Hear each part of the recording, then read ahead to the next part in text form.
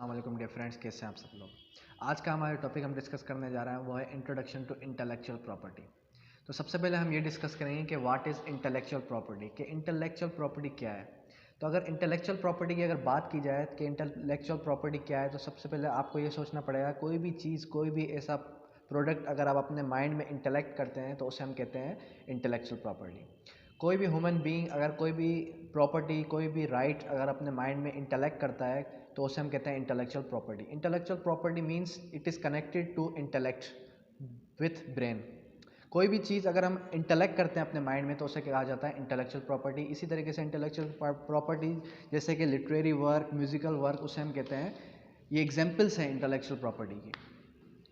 Concept क्या है intellectual property का? It is an intangible property. ये एक इंटेंजिबल प्रॉपर्टी जो ह्यूमन बीइंग अपने ब्रेन के अंदर इंटेलेक्ट करता है कोई भी नेचर की। फॉर एग्जांपल जैसे कि कोई भी चीज़ अगर हम सेल करते हैं, परचेज करते हैं या मॉर्गेज करते हैं, उसे हम इंटेलेक्ट करते हैं अपने ब्रेन में, तो उसे हम कहते हैं इंटेलेक्चुअल प्रॉपर्टी। इसी तरीके से बेसिक कॉन्सेप्ट्स को समझने के लिए आपको ये समझना पड़ेगा कि एक्सक्लूसिव राइट क्या है इंटेलेक्चुअल प्रॉपर्टी की है।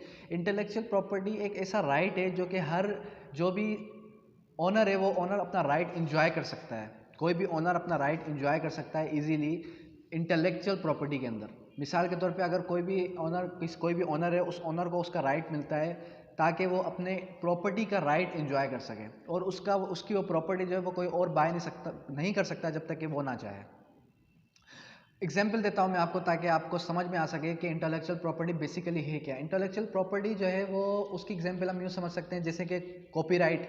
कॉपीराइट क्या है? कॉपीराइट मीन्स क्या है? जैसे रिस्ट्रिक्शंस लग जाते हैं यूट्यूब के अंदर कॉपीराइट के, या एक्सपाइजेड कोई भी ऐसी चीज़, कोई भी ऐसा वर्क जो आप काम कर रहे हैं उसके ऊपर अगर आपको कॉपीराइट का राइट है कि आप जैसा काम कोई और नहीं कर सकता, उसे कहा जाता है कॉपीराइट। इसी तरीके से म्यूजिकल वर्क है। म्यूजिकल इंडस्ट्री के अंदर क्या होता है कि म्यूजिकल इंडस्ट्री के अंदर same music as it is song जो है कोई और कॉपी नहीं कर सकता।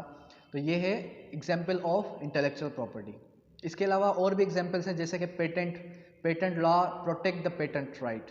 पेटेंट लॉ जो है वो प्रोटेक्ट करता है किसी के पेटेंट को ताकि कोई और फिल्म जो है उसका पेटेंट चोरी ना कर सके, कोई और फिल्म जो है उसका पेटेंट को कॉपी ना कर सके। तो ये भी एक सेकेंड एग्जाम्पल है इंटेलेक्चुअल प्रॉपर्टी की। इसके बाद ट्रेडमार्क है। ट्रेडमार्क लॉ जो है वो प्रोटेक्ट करता है आपके ट्रेडमार्क को, ट्रेड सीक्रेट्स को। तो ये सारी की सारी चीज़ें आ जाती हैं इंटेलेक्चुअल प्रॉपर्टी के अंदर। इसी तरीके से अगर बात की जाए कौन सा लॉ, कोई भी ऐसा लॉ जो कि इंटेलेक्चुअल प्रॉपर्टी का राइट अगर प्रोटेक्ट करता है उसे हम कहते हैं intellectual property law. So this was my lecture regarding intellectual property. So this was the introduction, basic introduction of intellectual property. Thank you, that's all.